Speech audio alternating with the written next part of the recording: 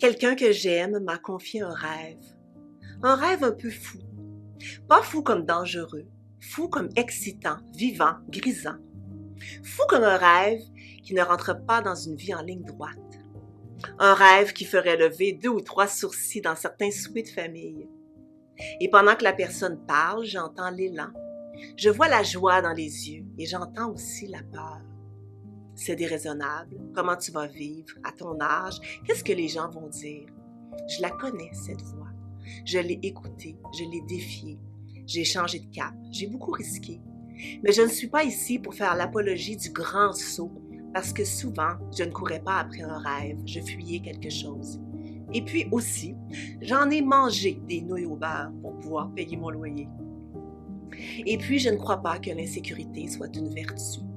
Je ne crois pas que la précarité soit une preuve de courage. Ce que je crois, c'est que l'élan et la peur se connaissent. Ils vivent dans la même maison. Ils se disputent le volant.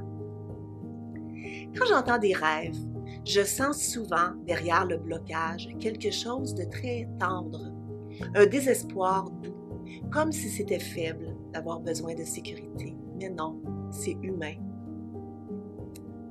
On a appris dans nos familles, dans les silences, dans les peurs héritées, on a appris ce qui mérite l'amour, ce qui est risqué, ce qui est permis, ce qui vaut la peine. On a appris à survivre, souvent pas à vivre. Et le moment où on réalise ça, que cette peur a une histoire, qu'elle vient de plus loin que nous, ce moment-là, ce n'est pas rien. C'est le début d'agir à partir d'une autre place, là où ça vibre en nous, et pas à partir de ce qu'on nous a appris à craindre. On nous a parlé de sécurité comme d'un refuge, sans nous dire qu'elle pouvait devenir une chambre sans fenêtre. Alors on a rangé nos élans, nos couleurs, nos voix trop singulières. On a appelé ça être responsable, être adulte, être raisonnable. Et sans trop s'en rendre compte, on a éteint doucement ce qui nous rendait uniques. Ce n'est pas un reproche, c'est un héritage. Et on a appelé ça réussir.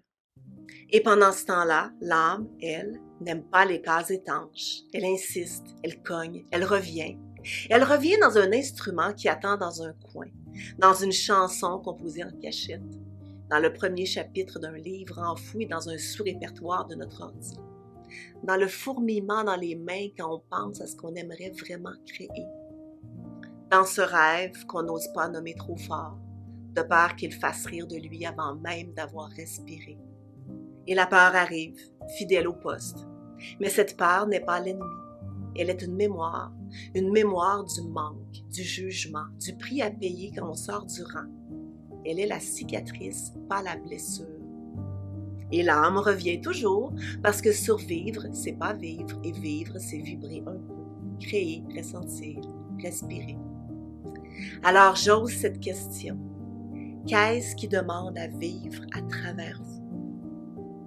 Et l'âme ne demande pas qu'on saute dans le vide. Elle demande qu'on tende un filet. Un filet, ça peut être simple, un talent reconnu, un prochain pas, une structure qui rassure la peur sans étouffer le désir. Parce que le courage, peut-être que ce n'est pas de tout brûler et repartir à zéro. Peut-être que c'est d'oser vibrer à l'intérieur d'une stabilité qu'on redessine. Et oui, chaque choix a son prix. Choisir l'élan, c'est renoncer à une part de confort. Choisir la sécurité, c'est parfois renoncer à une part d'intensité. Il n'y a pas de chemin sans renoncement. Et si la peur est une mémoire, le rêve est un rappel.